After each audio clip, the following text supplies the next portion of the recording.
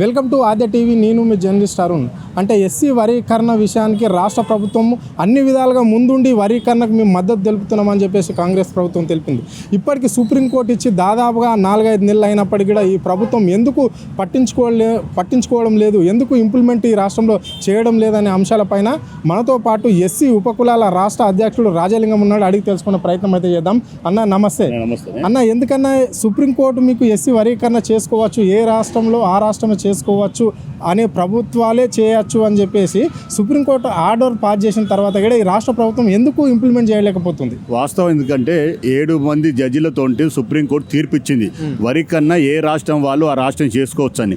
కానీ ఇక్కడున్న వాస్తవానికి మన రేవంత్ రెడ్డి గారు అది చెప్పంగానే మేము అందరికన్నా అన్ని రాష్ట్రాల కన్నా ముందు మేమే చేస్తామని చెప్పి మన రేవంత్ రెడ్డి గారు చెప్పారు, ముఖ్యమంత్రి గారు చెప్పాడు. కానీ ఇంతవరకు దాన్ని ఊసెత్తడం లేదు. మేమేమంటున్నామంటే మేమేమనుకుంటున్నామంటే ఇక్కడ మాలలు ఆయనకి ఏమన్నా చేయకుండా చేస్తున్నారా అంటే కాంగ్రెస్లో హైకమాండ్ కూడా మాలలు పెద్ద జాతీయ అధ్యక్షుడు కూడా మాలలే ఉన్నారు కాబట్టి అక్కడ మాలలే ఇక్కడ కూడా మాలలకి నొగ్గి ఇట్లా ఆయన వరికన్న చేయలేకపోతున్నాం మేము అనుకుంటున్నాము. మేమేమంటామంటే వరికన్న ఎవరి గురించి మాలల గురించి మాదిగల గురించి కాదు, ఎస్సీ 57 కులాల గురించి వరికన్న కావాలని చెప్పి ఆనాడు 30 సంవత్సరాల నుంచి మందకృష్ణ అన్న గారు పోరాడుతున్నాడు. మాదిగలే బాగుపడాలని కాదు, మాలలే బాగుపడాలని కాదు, మనకన్నా కింద ఉన్న కులాలు అన్నదమ్ములు ఉన్నారు వాళ్ళు కూడా బాగుపడాలని చెప్పి కృష్ణన్న గారు పోరాటం చేస్తూ ఈ దాకా తీసుకొస్తే ఇప్పటిదాకా ప్రభుత్వాలు కానీ ఇక్కడ ఉన్న రాష్ట్రంలో ఉన్న ప్రజలు కానీ పాలక వర్గాలు కానీ ఇంతవరకు దాన్ని ఊసెత్తడం లేదు. అంటే ఒక చేవళ్ళ డిక్లరేషన్లో రాహుల్ గాంధీ చెప్పిండు, మళ్ళీ ఖడియగిడ చెప్పాడు, మల్లికార్జున ఖడియగిడ చెప్పారు. అంటే ఎస్సీ డిక్లరేషన్ చేస్తాము అని చెప్పారు. అంటే అధిష్టానాన్ని కాదనుకుంటా ఇక్కడ మాలలకు సంబంధించిన కొంతమంది రాజకీయ నేతలకు మాత్రమే సీఎం ఒత్తాసు పలుకుతున్నాడా? అంటే ఇప్పుడు మాదిగ సమాజానికి చెందిన వాళ్ళు లేకుంటే ఉపకులాలకు సమాజానికి చెందిన వాళ్ళు మాత్రం ఇక్కడ కాంగ్రెస్ పార్టీ లేరంటారా మీరు? వాస్తవాన్ని చెప్పారు మీరు. మాల సమాజానికి మాల ఎమ్మెల్యేలకు మినిస్టర్లకు వాళ్ళకు భయపడే ముఖ్యమంత్రి గారు ఎన్కరేజ్ చేస్తున్నారు అనుకుంటున్నాం మేము కూడా. ఎందుకంటే ఎప్పుడో చెప్పిన మాట ఇప్పటిదాకా చేయకుండా ఆపడము ఇవాళ రేపు అనుకుంటూ ఆపుతూ ఉన్నాడు. మేము ఏమంటున్నామంటే మీరు మా ఓట్లు వేసుకున్నారు కదా, ఉపకులాల ఓట్లు పడ్డాయి, ఇక్కడ మాదిగ కులస్తుల ఓట్లు పడ్డాయి. ఇన్ని కులాలు 59 కులాల్లో 58 కులాలు వరికని అడుగుతున్నవి, సమాన వాటా రావాలని అడుగుతున్నాము. మీరు మాదిగలు ఎట్లా బతికిర్రో మాల ఎట్లా బతికిర్రో మేము 57 కులాలు బతకాలని చెప్పి మేము ముందుకు వస్తున్నాము. కానీ ఎందుకు మీరు మాల అడ్డుపడుతున్నామో అడుగుతున్నాము. మీరు మొన్న పెద్ద సుమారు 1,00,000 మందితో మీటింగ్ పెట్టినట్టున్నారు. కానీ ఎందుకు పెట్టిర్రు అంటే వరికన్నా అడ్డుకోవాలనే కదా. అంటే మేము ఏమంటున్నామంటే మీరు మాకు పెద్దన్నలు, ఇక్కడ మాలలు పెద్దన్నలు, ఇక్కడ మాదిగలు పెద్ద చిన్నన్నలు, మీ ఇద్దరు అన్నలే, మీ ఇద్దరి మధ్యలో మేము నలిగిపోతున్నాము. ఎందుకు చెప్తున్నామంటే మీరేమో ఒకళ్ళేమో కావాలంటారు, ఒకళ్ళు వద్దంటారు. మాకు కావాలని దిక్కు ఫస్ట్ నుంచి మాకు మందకృష్ణ మమ్మల్ని చేయి పట్టుకొని నడిపించే నాయకుడు మందకృష్ణ. మీరు ఎప్పుడైనా మాలలు 57 కులాల్లో ఉన్న మా ఉపకులాలను కానీ మాలలో ఉన్న ఉపకులాలను కానీ ఎప్పుడైనా చేయి పట్టుకొని మీరు రండి మేము చేస్తామన్నారా? ఎందుకు మీరు ఈ యొక్క వరికని వద్దంటారు అని వాళ్ళకు నేను ప్రశ్నిస్తున్నా. అంటే మాల వాళ్ళు మాత్రము రిజర్వేషన్ వద్దు, మాది కులాలు ఉపకులాలు అందరూ కలిసి ఉన్నాము, అందరూ కలుపుకొనే పోతున్నాము, రిజర్వేషన్ ఎందుకు, ఉపకులాలకు రిజర్వేషన్ ఎందుకు, మాదిగలకు రిజర్వేషన్ ఎందుకు అని చెప్పేసి వాళ్ళు భారీ ఎత్తున బహిరంగ సభలు కూడా పెడుతున్నారు. అంటే అవేర్నెస్ ప్రోగ్రామ్స్ కూడా చేస్తున్నారు. అవసరం అనుకుంటే భౌతికంగా అయినగా దాడులకు కూడా మందకృష్ణ పైన చేస్తామంటారు. దాన్ని ఎట్లా చూస్తారు మీరు? మేము ఖండిస్తున్నాం దాన్ని. ఎందుకంటే ఉన్నోడు కావాలి, లేనోడు ఇంకా కింద పడిపోవాలని చెప్పి ఆలోచన ఉంది. వాళ్ళ దుర్మార్గం ఆలోచన మాలది. మేము మా మందకృష్ణకి ఏ విధంగా అడ్డుకుంటారో మేము కూడా ఉపకులం ఆయన ఎప్పుడు ఉంటాము, మేము కూడా ఏ విధంగా తిప్పికొట్టాలని కొడతాము. ఈ మందకృష్ణ అని అడిగేది మేము వాస్తవం చెప్తున్నాం. మాలలారా తప్పు ఏమడుగుతుండో మిమ్మల్ని ప్రశ్నిస్తున్నా. వరికన్నా కావాలన్నది మాదిగలు బాగుపడ్డారు, మాదిగలు బాగుపడుతున్నారు, మాలలు అసలు మొత్తానికి బాగుపడ్డారు కదా. సరే బాగుపడలేదు అనుకో, కొంచెం మాదిగల కంటే ఎక్కువ బాగుపడ్డారు కదా. వాళ్ళకన్నా 2 కులాల కన్నా మేము ఇంకా తక్కువ అసలు బాగుపడలేం కదా. ఈ రోజు కూడా మాకు వరికన్న వల్ల ఒక ఉద్యోగం రాలేదు కదా. ఏ దాంట్లో మేము అన్ని రకాల్లో మేము వెనుకబడి ఉన్నాము. మీరు ఎందుకు కావద్దు అంటారు, ఎందుకు మమ్మల్ని ఇబ్బంది పెడుతున్నారు? అంటే మీరు ఒక్కరే బతికితే చాలా, ఈ రాజ్యంలో అందరూ సమాన బతకాలని చెప్పి బాబాసాహెబ్ అంబేద్కర్ అది మన వరికన్న కాకుండా అందరూ సమాన బతకాలని రాజ్యాంగం రాసిండు. ఆ రాజ్యాంగంలో చిట్ట చివర ఉన్న కులాలు కూడా వీరు సమాన హక్కులు వచ్చినప్పుడే నిజంగా రాజకీయ యొక్క నేను రాసింది దాని న్యాయం జరుగుతుందని చెప్పిండు. కానీ మీరు బాబాసాహెబ్ అంబేద్కర్ వారసులం అంటున్నారు. దయచేసి గమనించండి. మీరు బాబాసాహెబ్ అంబేద్కర్ అయితే ఆయన బాటలు నడిస్తే ఆయన వారసులు అయితే లేకపోతే ఈ వరి కన్నా ఎందుకు వద్దంటారో అడుగుతున్నాను. వరి కన్నా కావాలి కదా, కింద ఉన్న కులాలు బాగుపడాలి కదా. మాల మాదిగా 2 కులాలే బాగుపడితే కాదు కదా. ఈ రాష్ట్రంలో 59 కులాలు ఉన్నాయి. 59 కులాల్లో ముగ్గురం అన్నదమ్ములాగా ఉన్నాము. ముగ్గురు అన్నదమ్ములు మనం వాట పంచుకుందాము, వాట పంచుకుని అన్నదమ్ములా కలిసి ఉందామని అడుగుతున్న వాళ్ళని. మీరు వాట పంచుకోవడం అనడంలో న్యాయమే ఉంది, కానీ ఇక్కడ మాదిగల పాపులేషన్ ఎంత ఉంది, రాష్ట్రంలో మాలల పాపులేషన్ ఎంత ఉంది, మీ ఉపకులాలకు సంబంధించిన 57 ఉపకులాలకు సంబంధించిన పాపులేషన్ ఎంత ఉంటుంది రాష్ట్రంలో? వాస్తవానికి చెప్పాలంటే ఎస్సీ 57 కులాలు అంటే ఈ జనాభా కాకుండా వాస్తవం పెట్టుకుంటే 57 ఉపకుల జనాభా మా 30 లక్షల జనాభా ఉంటారు. మాలలు మాదిగా 37 లక్షల అంటారు. వాళ్ళు 40 లక్షలు అంటున్నారు, వాళ్ళు 40 లక్షలు అంటారు. 2000 లెక్కల ప్రకారము మేము ఒక 4,60,000 మంది చిల్లర మేమున్న ఉపకులాలము. అలాగే మాదిగలు 30 లక్షల చిల్లర వాళ్ళు ఉన్నారు, వాళ్ళేమో 16 లక్షల చిల్లర మాలలు ఉన్నారు. మేము ఏమంటున్నామంటే ఈ వరికన్నా కూడా ఇప్పుడు వాస్తవంగా ఆపమంటున్నాం. సారీ, వరికన్నా ఆపాలి. ఇప్పుడు జనగణన అవుతుంది కదా, దాని అయిన తర్వాత వరికన్నా చేస్తే ఎవరి వాటా ఎంత వస్తుందో వాళ్ళు తెలుసుకుంటాం మేము. కానీ అది కాకుండా ముందే ఇప్పుడు ఈ ఒక 2000 లెక్కల ప్రకారము 11 లెక్కల ప్రకారం చూస్తే మేము చాలా వెనకబడిపోతాము. ఆనాడు సర్టిఫికేట్ రాకపోతే మాలల దగ్గర ఉన్న వాళ్ళు మాల సర్టిఫికేట్ తీసుకున్నారు, మాదిగ దగ్గర ఉన్న వాళ్ళు మాదిగ సర్టిఫికేట్ తీసుకుని మా వాళ్ళు ఉన్నారు. ఎందుకంటున్నారు అంటే వీళ్ళు వాళ్ళ జనాభా వీళ్ళ జనాభా చూసి మా జనాభా మా జనాభా ఎక్కువ ఉందంటారు. మా జనాభా కూడా మీ జనాభా మీ యొక్క సర్టిఫికేట్ తీసుకొని కోరుతున్నాము. ఇంకోటి ఈ వరికన్నా కూడా ఈ యొక్క ఎస్సీ వరికన్నా ఉన్నది మేము రిజర్వ్ శాతం పెంచాలంటాం. 15% ఉంది కదా, 15 నుంచి 20, 22, 25 వచ్చే పెంచండి. ఇప్పుడు సమాన వాటా వస్తుంది కదా, జనాభా లెక్క చూసుకొని పెంచాలి. కానీ అదే 15%, 12% ఇస్తుంటే కుదరదు. తప్పనిసరిగా 20-25% మీరు శాతం పెంచి ఈ వరికన్న గురువు కలపాలని చెప్పి కోరుతున్నాను. అంటే ఇప్పుడు ఎస్సీ వరీకరణ విషయానికి వస్తే అంటే మానాడు మాలల వైప ఈ ఉపకులాలు, ఎంఆర్పిఎస్ మందకృష్ణ మాదిగ వైప ఈ ఉపకులాలు మద్దతు ఎక్కడ చేయబోతున్నాయి? 100% మేము మందకృష్ణ ఎంబడి ఉపకులాలో ఉంటాము. ఫస్ట్ నుంచి మమ్మల్ని చెయ్యి పట్టుకొని నడిపించిండు ఆయన ఎంబడి ఉంటాం మేము. మాలలు ఎంబడి మమ్మల్ని ఎప్పుడు నడిపేయలేదు, ఎప్పుడు రమ్మని చెప్పలేదు, ఎప్పుడు మినిస్టర్ దగ్గర తీసుకుపోయిన దాఖలాలు లేవు.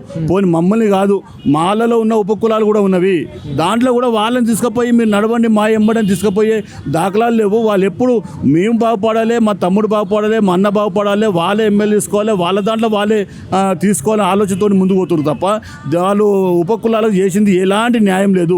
అదే మాదిగ చూస్తే ఎక్కడ పోదామంటే అన్యాయం జరుగుతుందంటే మాదిగలు మా ఎంబడి తండలు వస్తారు, ఏడికి పోయినా ముందుకు తీసుకుపోతారు, మాట్లాడతారు.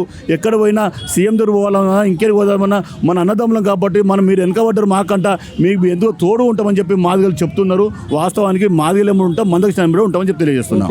అంటే ఇప్పుడు మాదిగల ఎన్ని ఉపకులాలు ఉన్నాయి, మాలల ఎన్ని ఉపకులాలు ఉన్నాయి, కొన్నిటి పేరు చెప్పండి. మాలలో మిత్తులయ్య వారు, పంబల, ఒలేదాసరి, మాల మాస్టిన్, ఇంకా ఇలాంటి కులాలు చాలా ఉన్నాయి.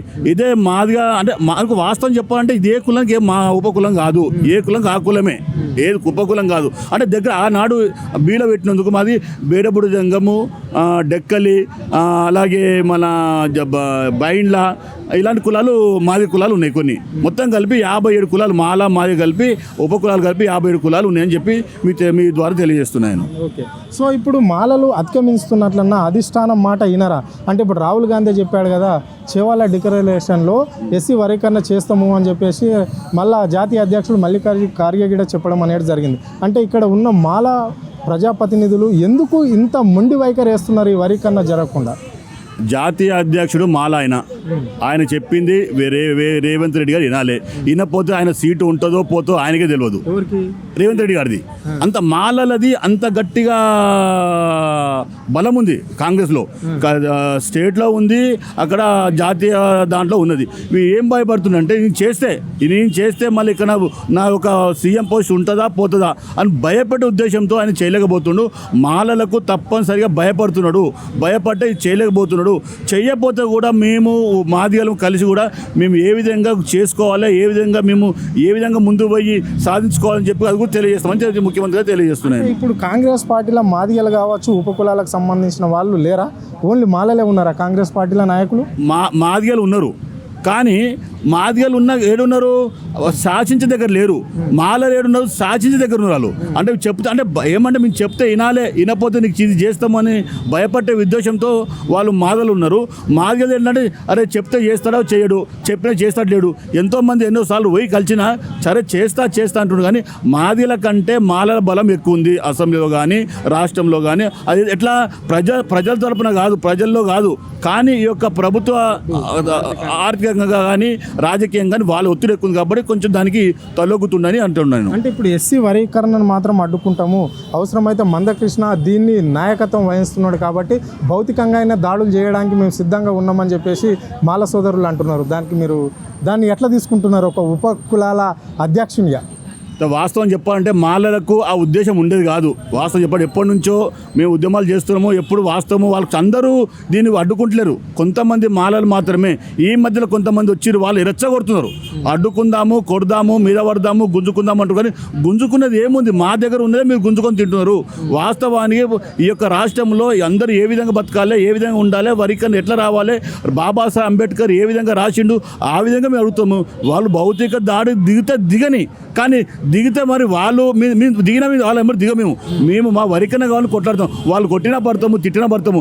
వరికన్న కొంచెం పోరాడతాము, కొట్లాడతాము, తీసుకుంటామని చెప్పి తెలియజేస్తున్నాం, సాధిస్తాం. అంటే చివరి డిక్లరేషన్లో ఎస్సీ ఉపకులాలకు సంబంధించిన ప్రత్యేక కార్పొరేషన్ను ఏర్పాటు చేస్తామని చెప్పేసి చెప్పడం జరిగింది. అంటే ఇప్పుడు దాదాపుగా 1 year అయిపోతుంది ప్రభుత్వం ఏర్పడి. మరి అలాంటి ఎస్సీ కార్పొరేషన్ ఉపకులాలకు సంబంధించి ఏర్పాటు చేశారా ఈ ప్రభుత్వం? చేవెళ్ళ మీటింగ్లో లక్షలాది మంది ముంగట, మరి కార్య గారి ముంగట, అందరి ముంగట రేవంత్ రెడ్డి గారు ఎస్సీ 57 కులాలకు ప్రత్యేక ఫైనాన్స్ కార్పొరేషన్ చేస్తా అని చెప్పి డిక్లేర్ చేసిండు. అలాగనే మాలకు చేస్తా అని చెప్పిండు, అలాగనే మాదిగలకు చేస్తా అని చెప్పిండు. కానీ ఈ మధ్యలో 2 కులాలు చేస్తా అని చెప్పి మొన్న 2 నెలల కింద పేపర్లు ఇచ్చిండు.